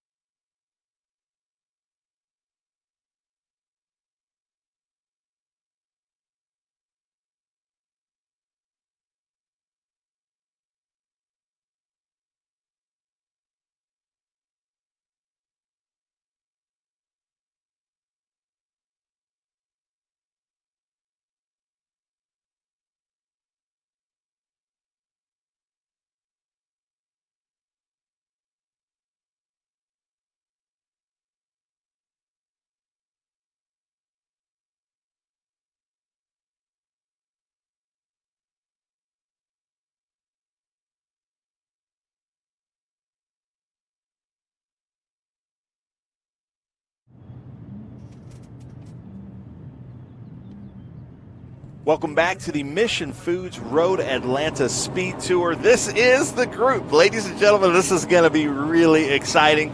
We're looking right there at the Cole Trickle car, the number 46. This is going to be fun. That's the number 46. I was looking at the wrong sheet. That's Ryan Thompson in the Cole Trickle car. Here comes Jimmy Johnson there in the number 48. That is Joseph Burke. And then we just saw Carlos Gann in the Ricky Rudd car. Cole Trickle, what a great racing name. I mean, that could have been out of the movie, couldn't it? Well, it is in the movie. That is the Days of Thunder. So that was kind of their nod to Dick Trickle back in the day. I was about to say, Dick Trickle was a great name, but so too is Cole Trickle. The City Chevrolet. I think Randy Quaid was the owner in the Days of Thunder movie. But, yeah, I love it. So this is a split group. This is Group 10 and the stock cars. Carlos Gann, Jim Barfield, some of the stock car runners. Scott Hawley kind of put together this stock car group, and it's really fun because you can buy these stock cars or build these stock cars pretty inexpensively, and then they'll be here in a couple of weeks racing. There'll be a group of over 40 of them. Wow. So it's really, really fun to see. So Front Row Joe went home. He got intimidated. They didn't have enough vanilla ice cream for him here, so he went home. Don't believe the word of it. So now we've got Cole Trickle out there in the lead. If you've seen Days of Thunder, that is the car that Tom Cruise would have driven. And it looks amazing. Like, you got to look up close to this thing. And then so after that, we've got Jimmy Johnson, like I said, Joseph Burke. Then behind him is in the Ricky Rudd car is Carlos Gann. Then in that Casey Kane car, Scott Fraser. That is Rick Fraser. Right. Oh. Yep. No, you're right. Scott Fraser. Yeah. In the Casey Kane car, and then the Alan Kawicki car is Rick Fraser. So that is our group. Now we have a request, Jonathan. Oh. And I don't know if you're aware of this, but for years Darrell Waltrip announced, my neighbor Darrell Waltrip from Franklin, Tennessee, announced the start of NASCAR races, and he did the Boogity Boogity Boogity Boys, Let's Go Racing. So instead of and away we go, are you ready? I want to hear Jonathan Green's Boogity Boogity Boogity. I just want our audience Boys, Let's Go Racing. I want our boys to know. I want our audience to know that as an Englishman, that is my ambition. I have covered the Daytona 500 for Channel 5. No way. And I said that day, that was about 20 years ago, and I covered it live, and whenever there was a commercial break, I got to pick it up, and I said that day that I want to be the first Englishman to announce NASCAR, because I think that would be, and the fact that my buddy Shane Van Gisbergen and my buddy Jensen Button, and on and on and on. Here you go. Here's your chance. Okay, then here they come down the hill now, side by side. Here we go. Stock car racing at its finest. Green flag waves. Boogity, boogity, boogity. Let's go racing, boys. I love it. Well, look at this. Jimmy Johnson beside Cole Trickle. Casey Kane right behind, followed by Ricky Rudd. Alan Kulwicki going into Mission Foods Turn 1, and it's Jimmy Johnson over Cole Trickle. You got to keep that southern accent going, though, Jonathan. I can't do it. Look at Jimmy Johnson go. He's going to fly right over the hill. There we go, followed by Cole Trickle. And is that Ricky Rudd? Now, here's our second green. Start. This is our split start there. And here they go. That's it. Joe Frieda there, I believe, in that number 122, who came back to win overall yesterday, but there's that Jimmy Johnson in that low Who says car. NASCARs can't do road courses? I tell you what, the old cars can do it too, like the new ones.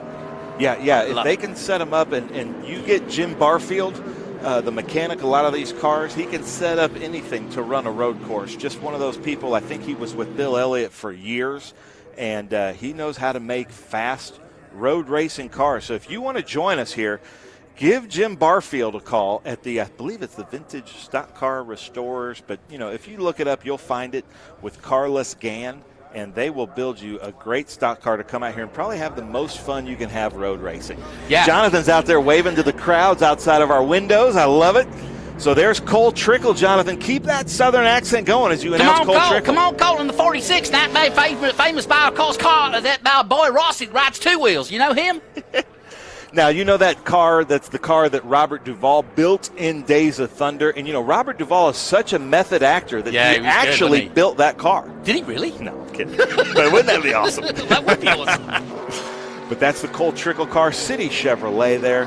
And that is the movie that got me into racing. So in I owe all a lot to that seriousness, car. I was saying in our Trans Am coverage, we've got so many ex-NASCAR chief crews and mechanics and guys who, may be kind of tired or weary of a 35, race weekend stint and have come to Trans Am and come to SVRA and SpeedTours to be part of what we do because they love their racing. Yeah. And it's just, I'm so proud and excited by that because it doesn't get any better, and the fact that we can show off these cars each and every weekend is really great. And I know the fans love it too because, everybody can name. We were talking in another commentary, Ben. Everybody can name where they were when I remember that car. Because we keep the decals and the look of the cars exactly as they were at the time. Yeah. You can go, oh, yeah, I know.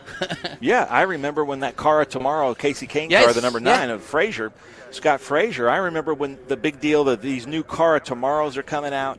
I remember the Ricky Rudd car there of Carlos Gann. Carlos Gann, from the state of Georgia, very famous airplane mechanic. He builds and rebuilds airplane engines, which is how he got to know Bill Elliott, because Bill Elliott loves his airplanes, also from Georgia. But there is that Casey Kane car of tomorrow of Scott Frazier. And Scott Frazier, Rick Frazier, longtime MG Sprigget midget racers with us. Are they brothers or guys? It's father-son. Yeah. And they moved up to stock cars and are having an absolute blast. So one's in the Casey Kane car, one's in this car right here. Rick Frazier, the Alan Kulwicki car, our Customers Bank award winner from this year. So that's a really cool. The Hooters car, the number 11. Alan Kulwicki was the driver of that car. And the cool thing about this stock car group is whatever different iterations the car went through, the cars have to be kind of put back into one of the iterations that the car was driven. Because a lot of times they would change hands, change teams, change drivers. But, all of them are stamped with a number. And they have to go back to one of the, they don't call them liveries, the paint schemes that they ran back in the day, as we see Joe Frieda coming up in that Chevrolet Corvette C6. Yeah, Frieda currently in 6th place overall behind Rick Frazier, as you just saw. Well, there you see it again. And just behind him, Mark Mercurio, but he's quite some time way back at the moment in 7th. And then Gilsdorf, Manus, and Corliss. That's our top 10. And Burke continuing to lead. Joseph Burke at the front. A lot of people liked your start, Jonathan. I'm reading the comments. I like that. I'll do it again. And I guess the stock car race has started at your home track of Circuit of the Americas. Circuit of the Americas had to miss it today to be here in little old Atlanta. But this is the fastest car on track at the moment. And he was our overall winner yesterday. And I know maybe that's why Front Row Joe packed it up and left, because he didn't win overall. You are swearing. You are swearing now. This is blasphemy to say that Joe Nemechek has gone home because he's frightened of racing somebody. That is not right. That's not what happens. No. I'll call John Hunter up and get him on your case. Yeah, I think, honestly, he had to go home to watch his son and watch his boy. Racing. Yeah, exactly. Yeah. So good luck to them. I love this car here, Mercurio. And, he's been racing here with us. He was with us at Sebring just a couple weeks ago. But just a really cool car, that Howe Chevrolet Camaro. And if you notice the number 3, Randy Walker, on our sheets, he spells Camaro how you pronounce it. I know, Camaro. Yeah, how you pronounce it when you do your American accent. Yes, Camaro. I know, I got in trouble first time. Oh, it says, Boy from New York, our friend Boy from New York says, Jonathan reminds me of when David Hobbs covered NASCAR. Ooh. David Hobbs, from my part of the world, boy from New York. No, David, very, very well. What did he used to say, up in the clag? Commercial. When you're up in the clag? Yeah, you don't want to get on clag. Yeah. No, you don't want to get in the clag. That's Jack Gilsdorf there, running International GT with us this weekend, but also in our Group 10, so we appreciate that. That's a Porsche GT3 Cup car. So there's 2 types of Cup cars here, Winston Cup cars and Porsche GT Cup cars. Yeah, that's right. This is the last feature race of our Speed Tour today. Where are we going next, Ben? Our one for our coverage, I believe, is NOLA Motorsports Park in the Big Easy in New Orleans. But you're going to others, yeah? Before that? Yeah, I believe so. I don't know. But we go from NOLA to Sonoma to Mid-Ohio to Laguna. We have 7 in a row. And I feel like I need to get whoever makes our schedule a map of the United States. Because we go from Sonoma to Mid-Ohio back to Laguna. And Sonoma, Laguna are only about 100 miles away from each other. That does not make sense. As you can see, he's got the Stuttgart logo on top of that, and that actually is for the Stuttgart Cup in IGT, I believe. Yeah, so, that's Richard Manis. Yeah, so we have in IGT, which you can be watching each and every weekend with us, because IGT now part of the Pirella family. So the Stuttgart Cup and the Maranello Cup to delineate where Porsches are made in Stuttgart, and of course where the Maranello Ferraris are made. So that's the delineation. That's the reason. So basically, we're having a Mooresville Maranello Stuttgart Cup right now. Mooresville, North Carolina. It's where the stock cars we had are made. 6 drivers from Mooresville in our TA2 race yesterday. It's a big development. That's where all the NASCAR up-and-comers are will from. You go up there and get me some NASCAR water so I can drink it, so I can be fast? I've got my sim rig now. Do you? Yeah, I'm going to commentate and race, so if you want to tune in, it'll be a laugh. That'd be awesome. So that's Bob Corliss there in that Porsche GT3 Cup car, the white and orange. Bob Corliss usually is in a Formula Atlantic with us, so it's cool to see him out there in a Cup car. Similar colors to the Grant's cars, right? Who, of course, are in our TA Championship. We had 3 of them in action today. Uh-oh, look at this. Carlos Gann in the lead in that Ricky Rudd car, that Motorcraft Ford Thunderbird. Right behind him is Bill Casey Elliott. Kane. Oh, it's Casey Kane. Yeah, but I think that if I see a red car with number 9, it's Bill weird Elliott. that NASCAR doesn't retire numbers. It should do. If there was a Mount Rushmore of NASCAR, I feel like that number 9 should have been retired. But a lot of them, like the 43 of Richard Petty, that's still his team, so he wants people to run that. You see, I don't like the fact that the 24 and the 48 still run. Those should be hung up. But Chase Elliott's running the number 9, so that makes sense. Well, no, but that's different. That's family. Yeah, so maybe you can unretire it if it's like... If permission from said driver. Yeah. It's like in MotoGP, I know the 2 guys that have their numbers retired sadly lost Simoncelli, but of course Kevin Schwantz, who I've done commentary with in the past, his famous 34 was retired. Oh, wow. Yeah, I think it's a good omen. I think it's what they should do in racing. Those numbers can mean a lot to a lot of these drivers. As we see, Jimmy Johnson crossing the line again in the famous 48.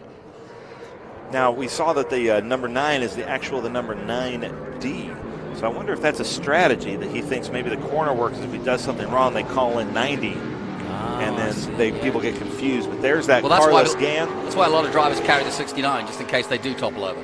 Yeah, exactly. It goes either way. So there goes. Look at this. That's a great battle that we're seeing here. That is Scott Frazier right behind Ricky Rudd and Carlos Gann. That's Carlos Gann out front. Now, if Carlos Gann was in here, he sounds like a NASCAR driver from back in the day, back when they got out. He did? And they were like, oh, man, that guy cut me off in turn 4. Yeah, he sounds just like that. So Carlos Gann doing really well there in that Ricky Rudd. When yours is as good. Well, I'm from the South, so it's not even an impersonation. That's just me being my parents. Well, we could do it Path A if we made it black and white. Yeah, exactly. I say, look at these chaps here at Road Atlanta. Fantastic circuit. That Ricky Rudd car seems to make a little bit more of a, it seems to be more of a narrow chassis. See that? Because that was actually based on those cars back in the day. There's certain shots where they're coming towards Ron Armand here, if he's still there. Yes, he is. But he looks like he's dwarfed by the car behind him, doesn't he? It looks a lot bigger. That's the Car of Tomorrow by Casey Kane, and I think the Car of Tomorrow, surely people in the comments, so it did not last long. Well, it lasted just one day, wasn't it? Because the day after, it was the car of today. Yeah, but they just never seemed to get that right. What year was the Car of Tomorrow? I don't remember, but I remember Paul Menard saying that he loved the stock cars right up until the Car of Tomorrow.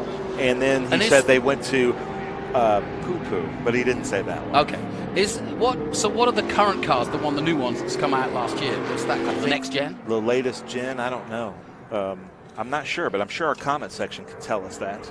I do like the new generation of NASCAR cars, but I miss the tire changes and the jacked up, I miss that. I miss seeing that. You can do it, though. I like it. But there is that Ricky Rudd car. I just think that's the prettiest car out there. Mike Slutz has a very pretty race car that he races with us, that Marty Robbins car, a Scott Borchetta. Yeah. That's a really cool stock car when they bring that out. You're watching second place Joe Freda right now.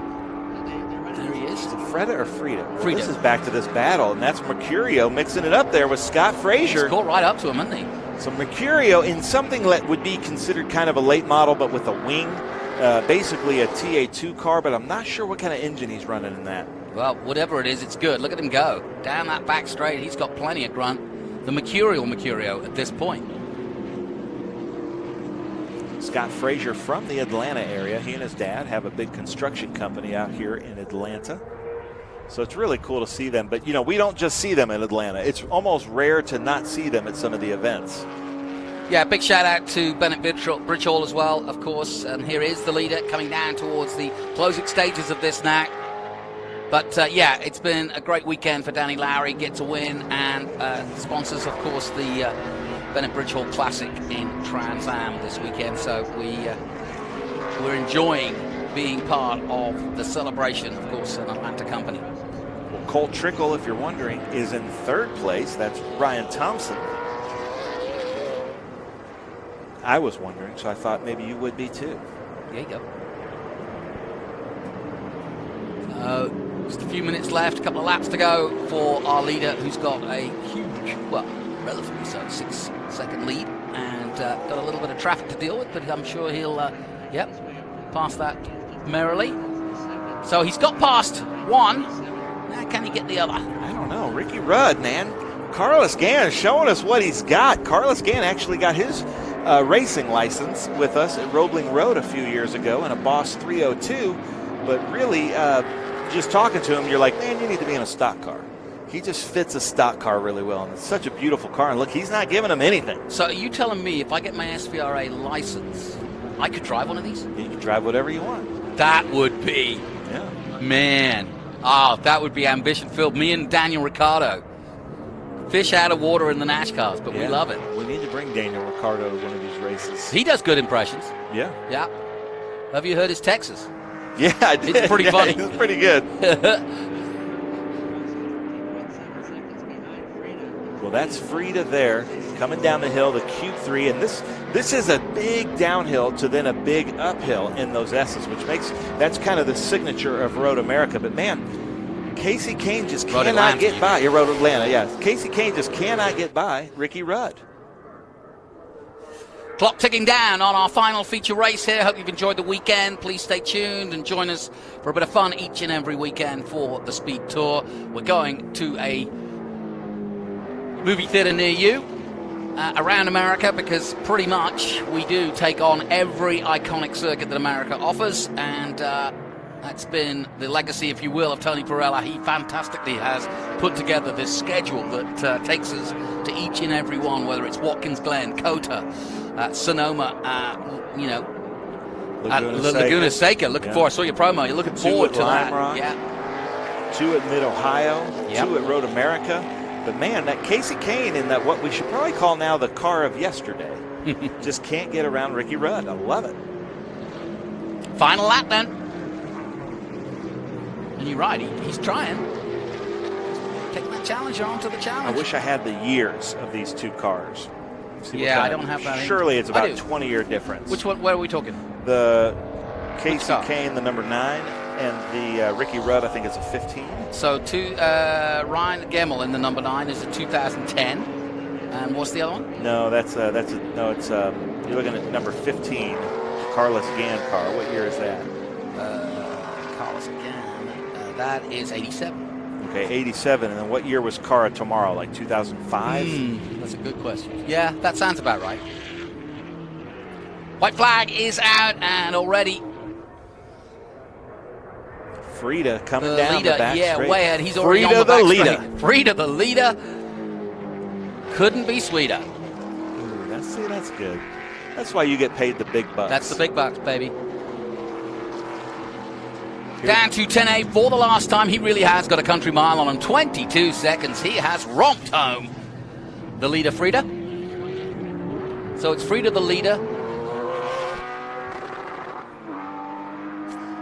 Back to take the checkered flag. Lauren, our producer, is laughing in the background. Hopefully she heard the boogity-boogity. But there is the checkered flag on Frida. What a great race. 2 really good races from him in that car that's labeled GT4.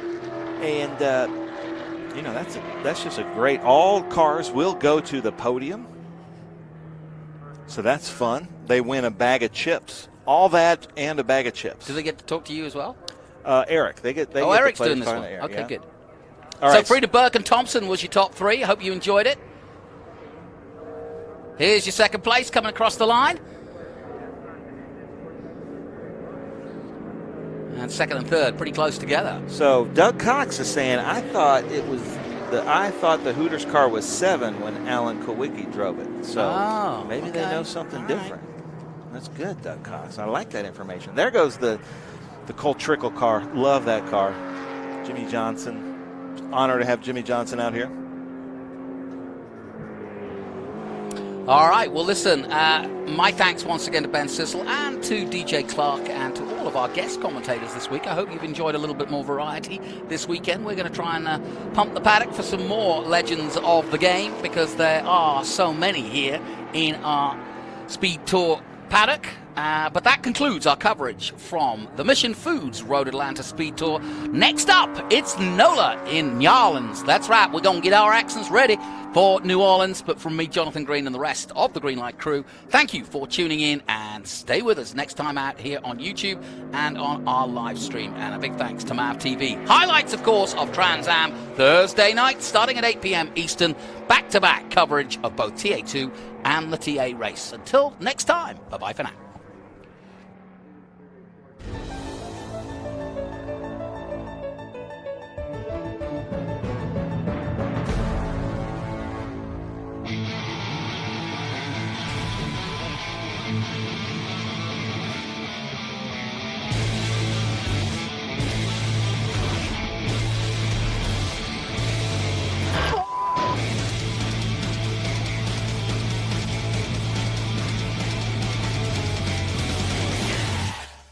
The Mission Foods Laguna Seca Speed Tour returns to WeatherTech Raceway Laguna Seca May 3rd through the 5th, featuring the Trans Am Series presented by Pirelli Western Championship, the Sports Car Vintage Racing Association, PSSA International GT, Historic Trans Am, Toyo Tires 2.5 Challenge, Optima Ultimate Street Car, and Saturday you can take part in the Haggerty Cars and Caffeine Car Show. You do not want to miss the Mission Foods Laguna Seca Speed Tour May 3rd through the 5th. For tickets, simply go to WeatherTechRaceway.com.